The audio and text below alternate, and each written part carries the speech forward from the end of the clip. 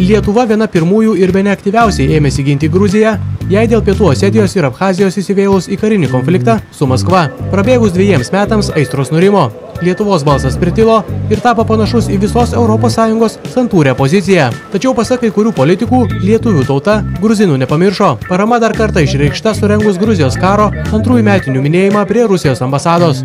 Manau, kad jeigu mes nekelsime šio klausimo tarptautinėje erdvėje, jeigu leisime, kad tokia sienų keitimai jėga ir geopolitinio žemėlapio keitimas brutaliu būdu gali įsiteisėti, manau, kad tuomet pavojus kils ir likusiai civilizuoto vakarų pasaulio daliai. Minėjimo dalyviai rašė bendrą laišką gruzinams, parengtas ir atvirlaiškis Jungtinių Amerikos valstijų prezidentui Barakui Obamai, kuriuo raginama atkreipti dėmesį į Gruzijoje susidariusią situaciją, o ji pasak Gruzijos ambasadoriaus nepagerėjo. Gruzinai pabėgėliai vis dar negali grįžti į savo namus Pietų Osetijoje. Jų tiesiog nebėra. Esą viskas suniokota. Jie pavertė tą vietą visišką tuštumą ir sugriovė žmonių viltį grįžti namo. Žinoma, gruzinų tauta nepalūžo, mes visada kovosime už savo laisvę. Taigi situacija sunki, baisi, tik aišku visų pirma noriu padėkoti lietuvių tautai ir atkreipti pasaulio dėmesį. Negali likti nenubaustas 21 amžiaus fašizmas. Ambasadorius tikina jaučiantis Lietuvos palaikymą, nors prezidentė Dalia Grybauskaitė nėra tokia aktyvi Gruzijos rėmėja, koks buvo Valdas Adamkus, kurio garbiai Tbilisyje neseniai atidaryta alėja. Aš tikiuosi, kad mes rasime ir šalies prezidentė taip pat ras priemonių, kaip išreikšti solidarumą.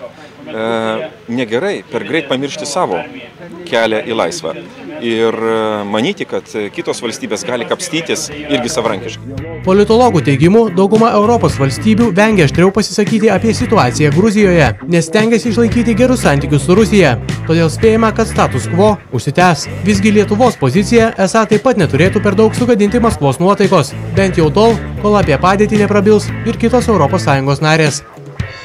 Nei Abchazija, nei Osetija tai nėra pripažįstamos kitų valstybių. Per 2 metus praktiškai, galima sakyti, iš viso niekas nepripažįsta. Tai tiesa, kad aktyvaus pasipriešinimo tam situacijai spręsti nėra. Lietuva viena iš bandančių kažką tai tokio daryti, bet nemanau, kad kaip nors tai įtakotų Rusijos santykius, aštresnius santykius su Lietuva.